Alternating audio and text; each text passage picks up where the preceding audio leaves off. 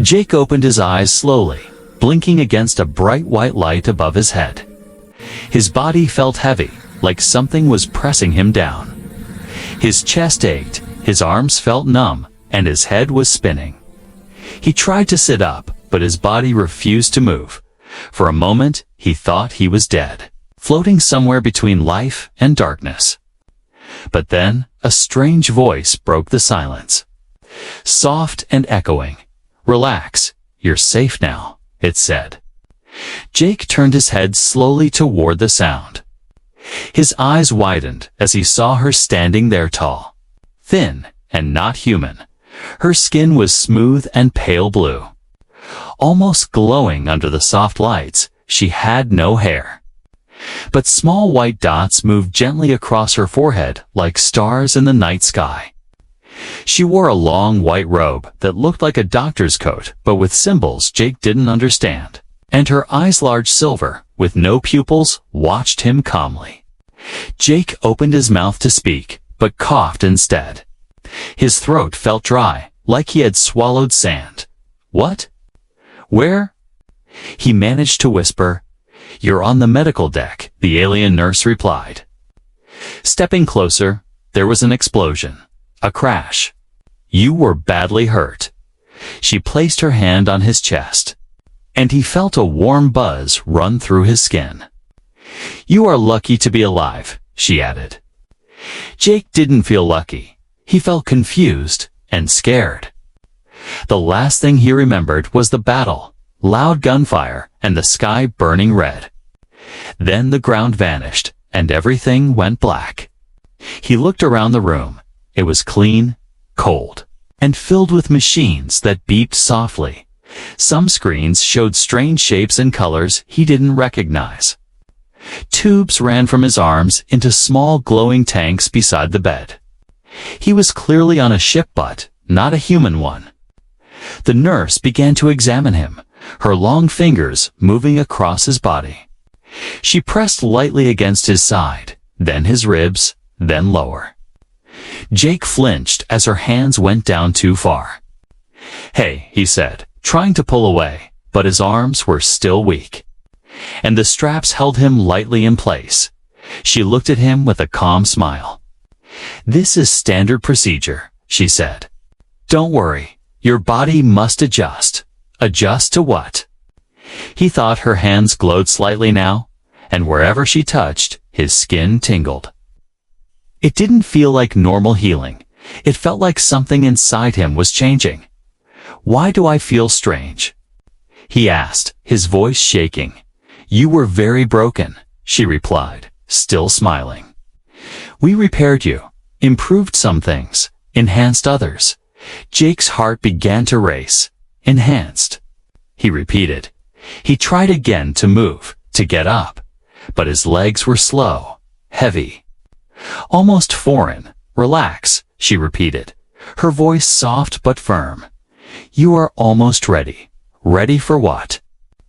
He looked down at his chest and saw something new to small circles glowing under the skin. He touched them with trembling fingers. They pulsed with light, like tiny hearts beating just under the surface. "What did you do to me?" he asked, louder this time. "You are alive," she said. "That is what matters." She turned to leave. But as she walked away, he noticed something on her hand. Blood, not red, but dark, thick, and sticky. She wiped it quickly on her robe, as if hoping he wouldn't notice. Jake's mind spun with fear. That wasn't his blood. Whose was it?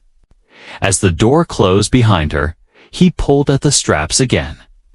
This time, with more strength, they stretched, and he realized his muscles were stronger, his skin harder. Something inside him had changed. He managed to sit up, breathing hard. Every move felt new, unfamiliar, like his own body was no longer his. He reached for the small screen beside the bed and tapped it. A reflection stared back at him. It was him, but not fully. His eyes were slightly brighter. His skin had a faint silver glow. And behind him, in the reflection, the nurse stood once more. watching, silent, with cold silver eyes. "Time for the next phase," she said, raising a surgical blade already stained with blood. Jake's breath caught in his throat. He wasn't healed. He was being changed. Jake didn't sleep that night. He sat on the cold medical bed, staring at the strange blue light blinking above him. The nurse's words echoed in his head. "Time for the next phase," she had said, holding that bloody blade. But then, she didn't cut him. She only looked at him, smiled, and walked away, leaving him alone with questions. His heart still beat fast, but slower now, calmer. He had to stay quiet, had to learn where he was and what they were doing to him. Every move felt strange, like his body was not fully his. His fingers were stronger, his vision sharper. He could see every small detail of the room, the tiny cracks in the metal walls, the slow movement of dust floating in the air. He was different now, and he could feel it. The nurse returned the next morning. Her face looked the same, cold, perfect, and calm. She smiled softly, holding a tray of silver tools. "Good morning. Subject 19, she said. Jake frowned. "My name is Jake," he replied. She paused for half a second, then nodded. "Yes." "Jake," she said in a soft voice. "How do you feel?" He hesitated. "I feel strange," he admitted, "like I'm not myself." "That is expected," she said, placing one of the tools on the table beside him. "You were broken. We fixed you. Your human body was limited. Now you are better." "Better?" he asked. "Better how?" She didn't answer. Her eyes shifted slightly, and she began scanning his arm with a glowing rod. The light passed through his skin, showing his veins glowing faintly blue. Jake stared in horror. "What did you put inside me?" he demanded. She looked at him again, calm and steady. "Only what was needed to keep you alive," she said. "You should be grateful." Jake clenched his fists. He didn't feel grateful. He felt trapped. He noticed she avoided his eyes every time he asked a question. She spoke like someone reading from a script. Something about her felt wrong, too perfect. To practice, he had to find out what was really going on. That night, when she left again, Jake decided to move. He stood carefully, testing his legs. They felt stronger than before. He could walk without pain. He followed the sound of humming machines down a narrow metal hallway. The ship was quiet, filled with low blue light and soft vibrations under the floor. He stopped at a door marked with strange symbols, but under them, in English, were two words, biostorage. He pressed his hand to the panel. It clicked and opened. Inside, the room was cold and dark. Rows of glass pods lined the walls, each filled with liquid. Jake stepped closer and froze. Inside one pod floated a human, a man, pale and lifeless. Tubes connected to his neck and arms. The liquid around him glowed faintly. Jake looked at the next pod. Another human, and another. All asleep or dead. He felt his stomach twist. Then he saw something worse. At the end of the room was a pod that wasn't human. An alien body floated inside blue-skinned, silver-eyed, the same kind as the nurse. But its chest was open, empty, like something had been taken out. Jake stepped back, his breath shaking. "What is this place?" he whispered. Suddenly, he heard a soft sound behind him. The nurse stood at the doorway, watching him with those silver eyes. "You shouldn't be here," she said quietly. Jake backed away. "What are you doing to them?" he demanded. She didn't move closer. Didn't shout. Her face stayed calm, but her voice dropped lower. "They were not strong enough," she said. "We tried to save them. But humans are fragile. Jake's hands curled into fists. "You're lying," he said. "You're using them for something, aren't you?" She tilted her head, slowly. "You don't understand," she said. "We need balance. You are part of something greater." He shook his head. "I'm not part of anything you're doing." She stepped closer, the blue lights from the pods reflecting off her glowing skin. "You already are," she whispered. "You think we healed you. But you were the test that worked." Jake felt his heart pounding harder now. He moved toward the door, but she didn't stop him. Instead, she smiled again, the same calm smile that made his skin crawl. "Go if you must," she said, "but you will come back. You will need me soon." He ran down the hallway, his mind racing. Her words followed him like an echo. "You will come back." When he reached the medbay again, he looked at his reflection in the screen. His eyes glowed faintly blue now, brighter than before. He touched his chest and felt the pulse of the glowing circles stronger. Faster, whatever they did to him was spreading. He looked up as the ship's alarm suddenly blared. Red lights flashed across the walls, and a robotic voice filled the room. "Containment breach detected," it said. Jake froze. He wasn't the only one awake. Jake ran through the quiet halls of the alien ship, his heart pounding harder with every step. The red warning lights flashed on the walls, casting sharp shadows that danced like ghosts. The voice of the ship's AI repeated again and again, "Containment breach detected. All medical staff report to Deck C immediately." He knew this was his only chance. Everyone would be distracted, even the nurse. He had to find the truth. He had to know what they were really doing to him. He remembered seeing a restricted area earlier while being wheeled past on a stretcher. A dark hallway with a black metal door marked in red. There was something strange about that. Dorit had no window, no sound, just a heavy presence. Now, with the alarm blaring, the path to it was unguarded. Jake reached the door, panting. It was labeled in strange alien symbols. But beneath them was a warning in English. "Species mixing lab, do not enter." His hands trembled as he reached out to the scanner. The door didn't open, but the panel blinked once and made a small chime. Then, to his surprise, the door slid open slowly, inside. The room was dark and cold. The air smelled like metal and something bitter. Like burnt wires, rows of large glass chambers lined the walls, each one filled with thick, glowing fluid. In each chamber floated a body, some human, some alien, something in between. Jake stepped closer, feeling a chill run down his spine. He looked at one of the chambers and saw a human woman, her face peaceful but pale. Her arms had strange blue patterns glowing beneath the skin. Next to her floated an alien with similar markings. They weren't just healing people here. They were combining them, merging them. Jake's mind raced. Was that what they did to him? Was he part alien now? Is that why his body felt stronger, faster, different? He walked deeper into the lab, past more chambers. Some bodies were perfectly still. Others twitched slightly, as if dreaming.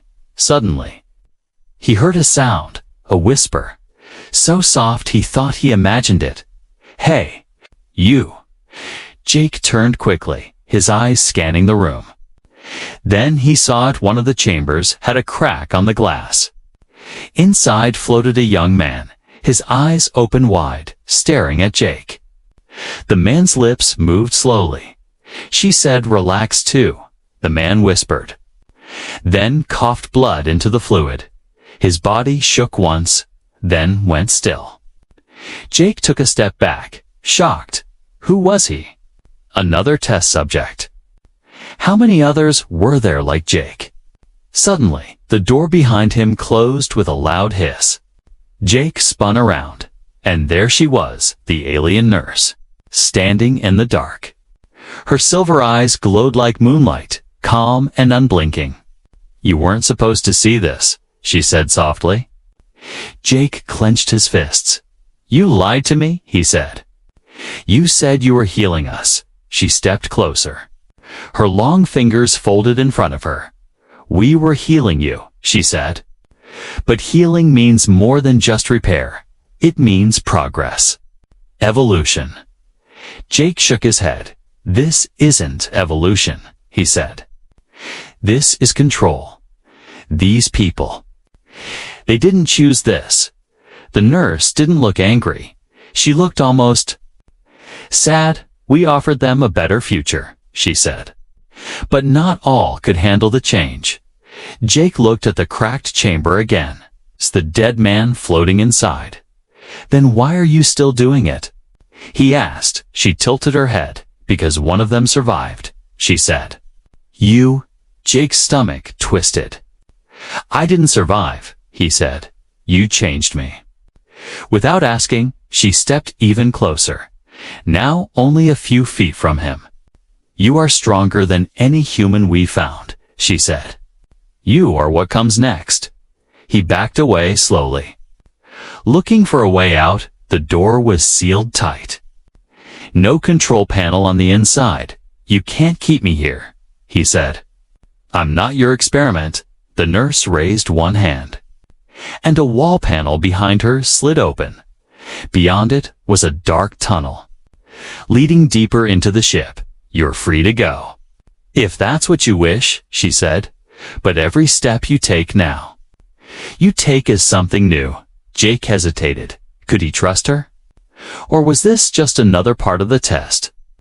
He turned and ran into the tunnel, the nurse's voice following him like a whisper. "You'll be back, Jake," she said, "because the truth is not behind you. It's ahead." The tunnel was long and silent. As he ran, he passed more doors, more labs, some still locked, some slightly open. He didn't stop, not yet. But he saw enough to know the truth. This ship was not a hospital. It was a factory making something new. And he was the first prototype that lived. Jake crawled through the narrow tunnel. His palms scraping cold metal, the ship hummed around him. A low sound like distant thunder. He moved quietly, every step careful, because alarms might stop, but the danger would not. He remembered the nurse's words, "You're free to go," and the cold calm that followed. He had to make a plan fast, or he would be trapped. The tunnel opened into a small maintenance bay filled with crates. Jake pressed against a box and looked for a way out. He saw a hatch high on the wall with a ladder leading up to it. And beyond that, a light that hinted at the outer hall. His chest tightened at the thought of going outside, but staying was worse. He climbed the ladder slowly, testing each rung, his body protesting with new, strange feelings. When he reached the hatch, he listened. Footsteps echoed above like someone walking on glass. Jake felt cold sweat, but he kept moving and pushed the hatch open. Outside the hatch, a thin corridor ran along the ship's frame, the stars visible through small ports. For a moment, he watched the stars and thought of Earth. Then he hurried on toward a maintenance airlock. The airlock panel read external access, and Jake forced it open, crawling inside and closing the hatch so the alarms might think he stayed behind. He set the outer door to open slowly, giving him time to slip out when the coast was clear. He watched his hands in the low light, their skin cold and slightly shimmering. Small implants under the skin pulsed softly. They made him stronger, but he worried who they answered to and what they would do. A soft thud came down the corridor, and Jake froze, pressing his back to the metal. Two medics passed by, tall and wrapped in gray, their faces hidden. They did not look at the airlock, and Jake let out a slow, shaky breath when the corridor cleared. He opened the outer hatch a fraction and peered into a void between decks. A ladder dropped to a maintenance platform, and beyond that, a door marked Escape Pods. Level 3. He had to reach those pods. They were his only chance. He dropped down the ladder and moved fast. Using shadows as cover, the ship felt alive. Machinery breathing and the floor shuddering beneath his boots. On level 3, a security drone hovered before the pod bay, its sensors spinning like an angry eye. Jake watched its pattern and waited for the moment to slip past. The drone made an arc and turned away. And Jake sprinted forward, diving behind a crate, crawling under it and rolling out as the light passed over him. At the pod bay, rows of capsules hung like eggs. Sealed and silent, Jake checked the nearest hatch. The access panel locked, but a maintenance terminal sat on the wall. It screened dark and cables trailing inside. He pulled a cable free with fingers that could grip and tear, and jammed it into the panel, forcing the lock with a small spark. The hatch hissed and opened, revealing a cramped pod. Its controls simple and familiar. A soft readout showed a course for an outer parking ring, not Earth. Jake pushed the lever and set a manual override, his implants responding as if they knew the motion. A warning light flashed and the ship's voice rang out. Unauthorized pod activation detected. Jake slammed the hatch and sealed it, hands moving with a speed he did not fully trust. The pod detached with a grinding sound and slid along a chute, then ignited, pushing him away from the ship into cold space. Outside, the ship loomed like a dark world, and Jake watched it grow smaller. His breath fogged the tiny cabin. But a fierce joy rose inside him because for the first time he had a choice.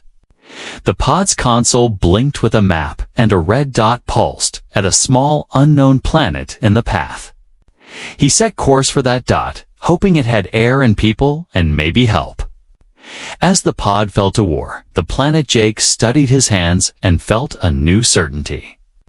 He was not just running from the nurse, he was running towards something he did not yet understand.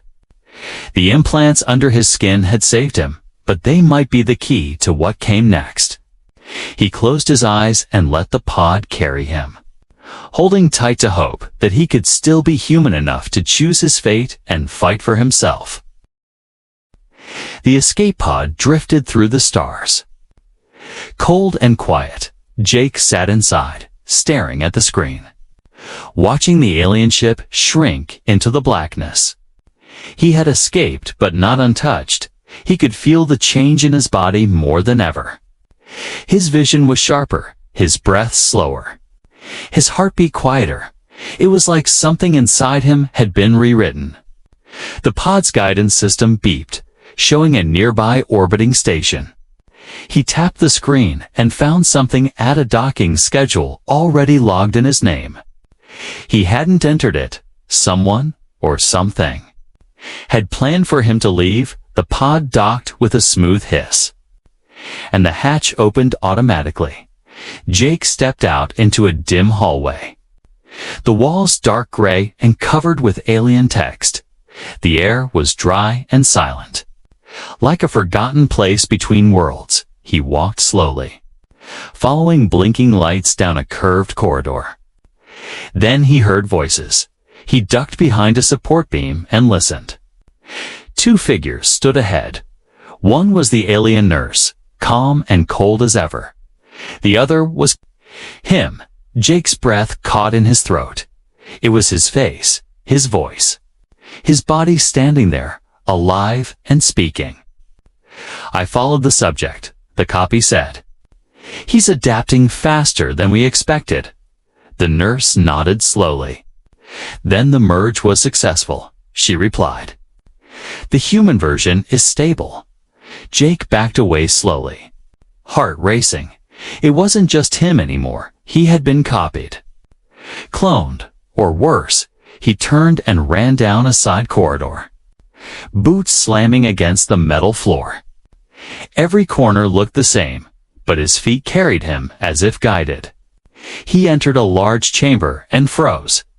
It was a lab, but unlike the one before. This room was meant for combat testing. Targets lined the walls, machines hung from the ceiling. And in the center was a floating platform. Jake stepped forward and saw a screen light up, showing his own vitals pulse, strength. Reflexes all higher than normal. He was a hybrid now, no doubt human. And something more. Then the door slammed open behind him. Jake turned and saw his clone walk in. Eyes glowing faintly blue, calm and collected. "You're not supposed to be here," the clone said. Jake raised his fists. "Neither are you," without warning. The clone lunged forward, faster than any human. Jake barely dodged, rolling to the side as the clone struck the floor with a punch that cracked the tiles. They clashed in the center of the lab, fists flying, elbows swinging. Both of them equal in speed and power to anyone watching. It would be impossible to tell who was who. Jake grunted as he was thrown against the wall. He grabbed a metal rod and swung it, hitting the clone across the ribs. The clone staggered, then smiled. "You fight like me," it said. "Because you are me," Jake breathed hard. "No, I'm better," he said. He launched forward, using both strength and instinct, striking the clone's chest where the glowing mark pulsed. A flash of blue light burst between them, and the clone dropped to one knee. Jake stood over him, panting. "What are you?" he asked. The clone looked up. "I'm what you'll become," it said. A weapon without a master, suddenly. The screen on the wall flickered to life. The nurse's face appeared. "Subject 19, she said, you've done well. It's time to return to us." Jake stepped back. "I'm not yours," but her voice stayed calm. "We never needed to control you," she said. "We only needed to awaken you behind him." The clone laughed weakly. "You think you're free." It said, "You're just the first who survived." Jake turned and ran from the chamber. Heart racing, he had to get off the station. Had to warn someone. He followed the emergency exit signs until he reached a hangar. Inside was a small ship, old but functional. He climbed in and activated the controls as the engines warmed up. "The ship AI greeted him. "Welcome back." "Subject 19, it said. Jake stared at the console, hands gripping the controls. "No," he whispered. "Not anymore." He rewired the system, changing the ID code, erasing every number they gave him. The ship lifted off, leaving the dark station behind. But Jake knew it wasn't over. They had made him more than human. But not less, and somewhere out there. They were still watching, still planning, but now. He had seen the truth. He was their weapon. Yes, but he could also be their end. Jake set course for Earth. He didn't know what he would find. But he knew one thing. He wasn't going back. Asterisk, the ship broke through Earth's upper atmosphere. Heat glowing red across the glass as Jake gripped the controls. His heart pounded not from fear of crashing, but from what he might find below. He had been gone for weeks, maybe months. And Earth might not be the same anymore. He had escaped the station.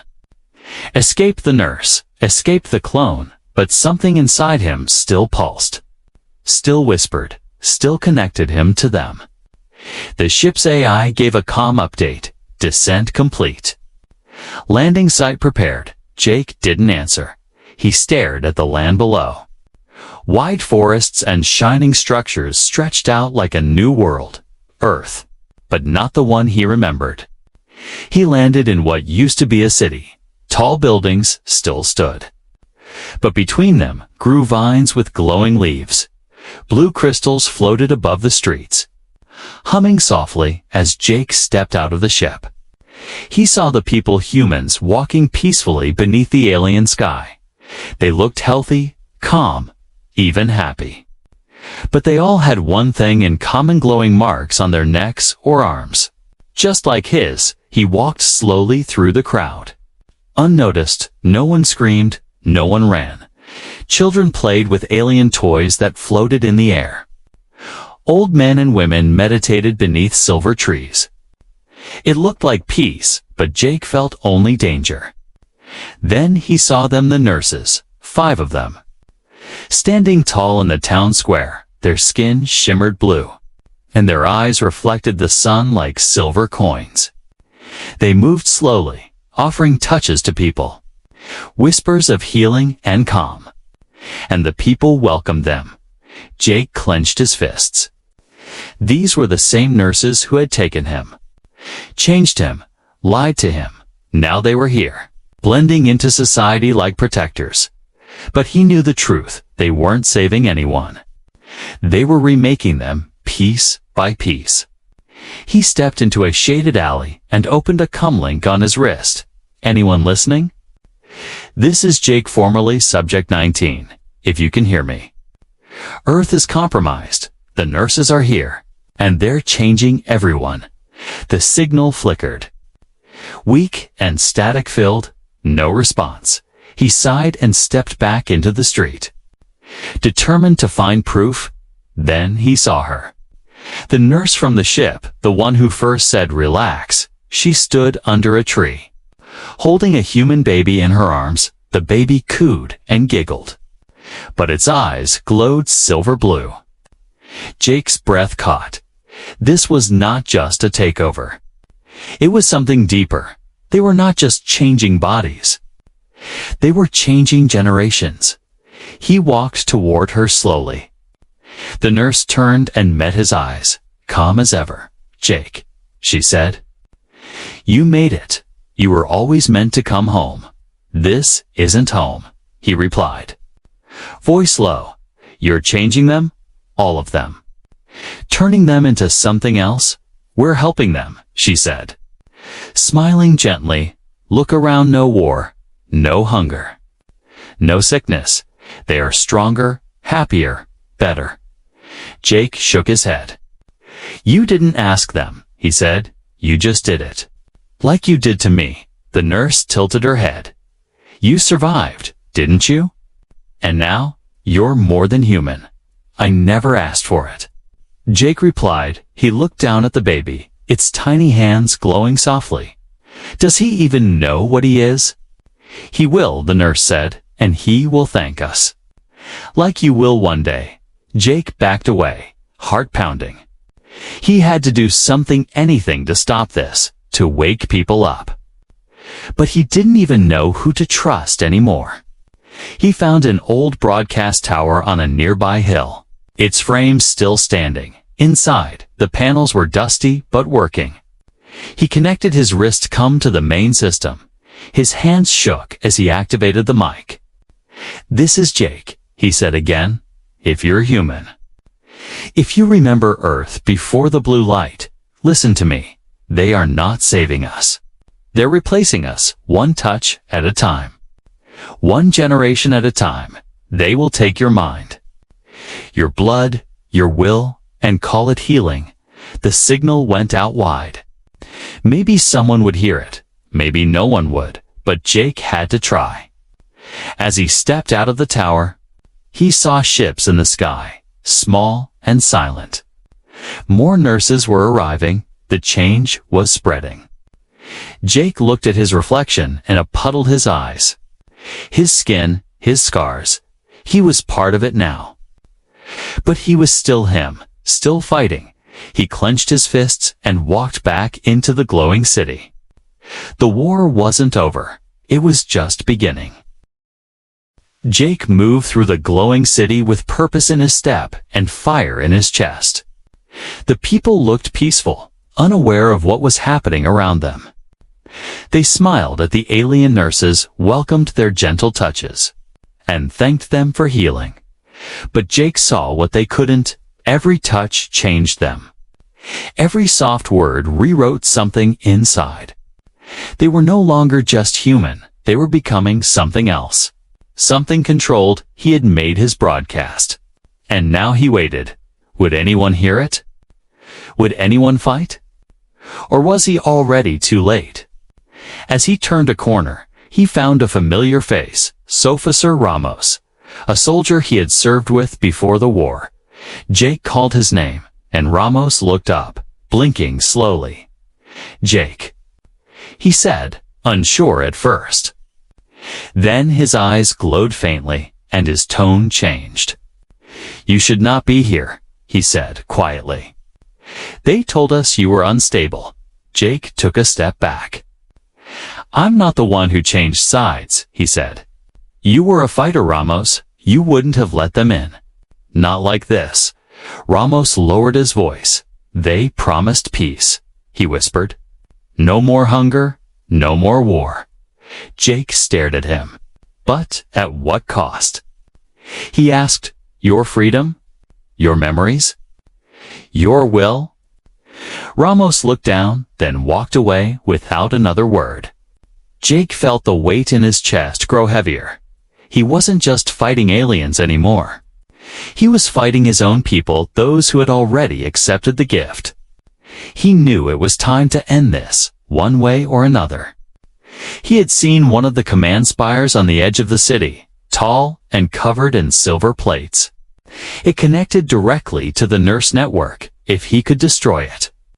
Maybe he could break the signal controlling the hybrids. Maybe he could wake the others. He made his way to the spire. Sneaking past drones and patrols, each step filled with the echo of everything he had lost. His old life, his identity, his place in the world. Now he walked as something new, not quite human. Not quite alien, but still free.